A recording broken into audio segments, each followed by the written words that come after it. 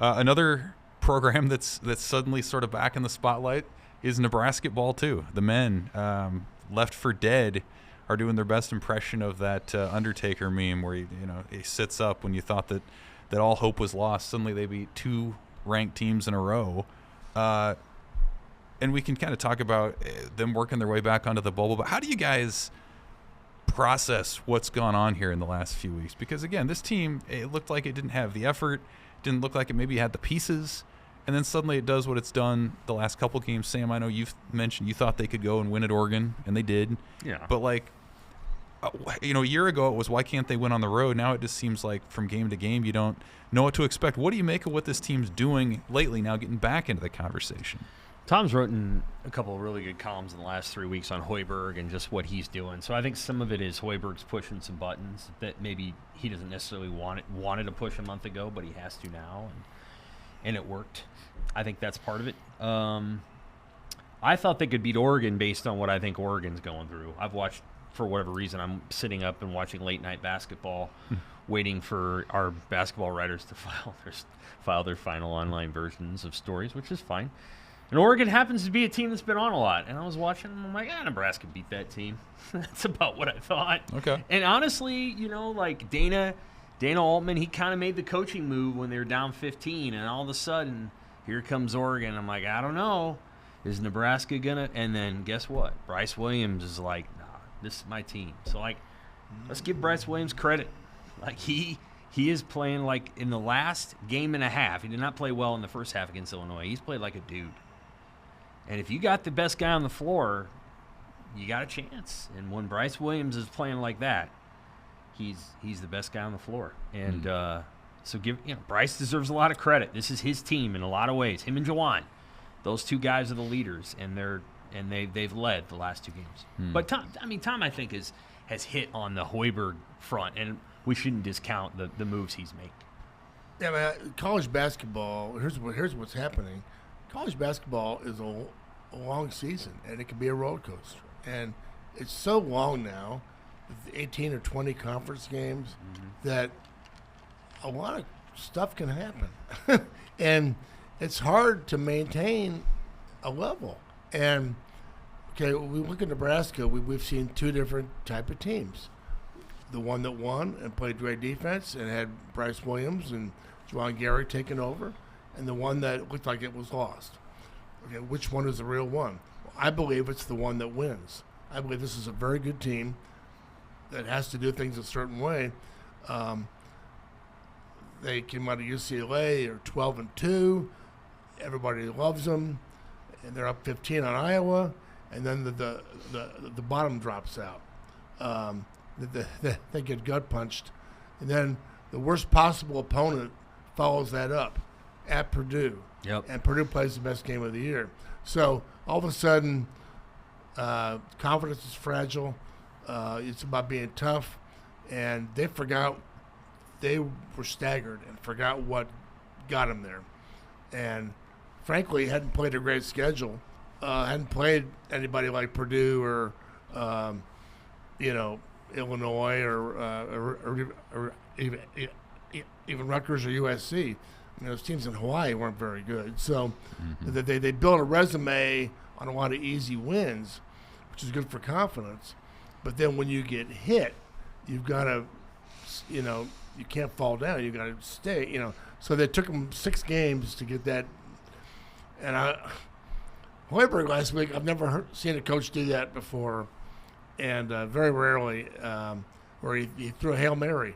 He said, this is our Super Bowl on January 29th or whatever the hell day it was, 30th. No coach, football and basketball, any of them, baseball, we're both not going to say of a game in April, well, this is the whole season right here. That's what Hoiberg basically said. This is the whole season. If we don't win this, it's over.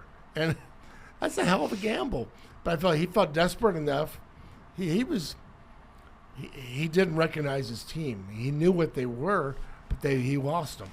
So he had to get them back. And he mentioned putting different lineups in and doing all this stuff. Wasn't working. He got them back by saying, guys, it's now or never. And it worked. They played defense, But it worked because Illinois was terrible shooting threes, too. Mm-hmm. Some of Nebraska's best wins were when Creighton, UCLA, and Illinois couldn't hit the ocean if they fell out of a boat. And it was that's an old-timey Lasorda line.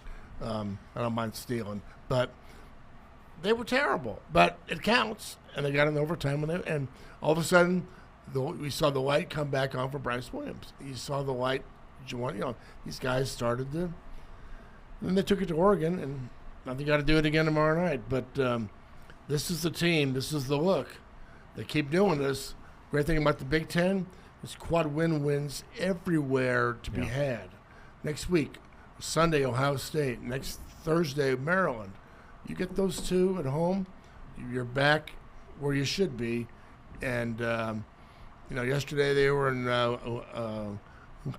Joe Lunardi's next 4 out. So they're not the first 4 out, but the next 4. So they climb back into that category. If they win tomorrow night and win Sunday, they'll be right back into this thing. So, but they got to keep doing it. But so it's the same team, but confidence is a weird thing in a long season. So many games, you don't see that with college football that often. You might lose a game early, but you can rebound, as we saw this year.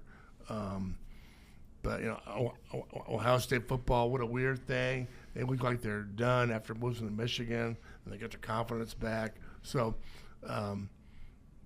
it's great. We'll see what they do. Yeah. You know who I thought of last week when Fred was saying all that? Darren Erstad. He would have been passing out at some coach playing up one game above another. Right. I remember. Oh, he would have hated that. You guys are playing Alabama or Arkansas. What do you think? Just another game. Like he was always like. That's every coach. They all do that, and they refuse. Darren was especially excited to say it was just another game. Darren's favorite line in response to anytime you would ask him if this game was bigger, he's like, "I hate everybody," and you knew that he meant it. Like that was his thing. It's true. And that was true of him, and that's what made him a great player. That's right. But that's the Nebraska football way, right?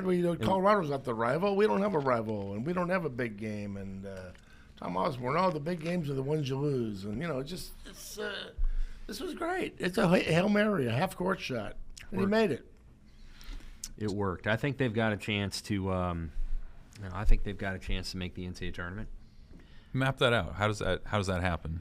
They're 4-7 in the conference. They need to get to 500. Yeah, I wouldn't worry too much about the conference record. I think. Okay. I mean, you got to get to a certain number, obviously, in the conference, but I think you're probably looking at 20 regular season wins or 19 plus 2 in the Big Ten tournament. And when I say that, I'm not saying that the committee looks at number of wins. I'm saying that based on the analysis of the quad one games they have left. If they get to that number, they've won a certain number of games in the quad one and quad two, and they will have the resume, and maybe it wouldn't even take 20. I think it probably does, or you need to get close to it. But they'll win. They need to win maybe 1 or 2 on the road. But they just won a really big one on the road. That's the biggest road win they've had in conference play in a long time.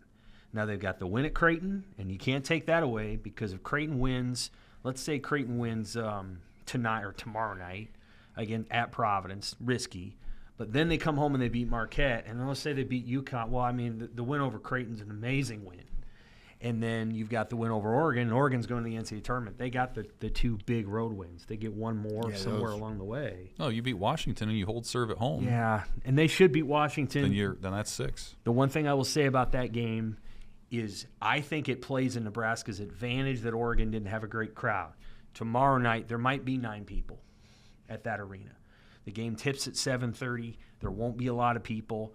Nebraska has to bring its own juice, and Washington's got a guy that if he plays well, Grant Osobor is his name, he cost Washington $2 million apparently or whatever.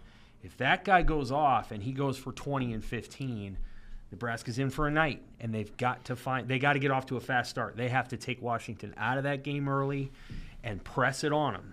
And if they do that, then I think they'll win. And then they come home, Super Bowl Sunday, they'll have a huge crowd because everybody can get home by the time the Chiefs play.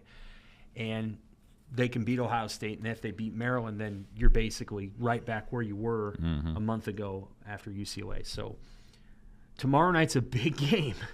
And they got to bring juice early. They cannot let Washington feel good about itself. Because Washington's going to look at this game and go, here's one of the last games we can win. We're not going anywhere.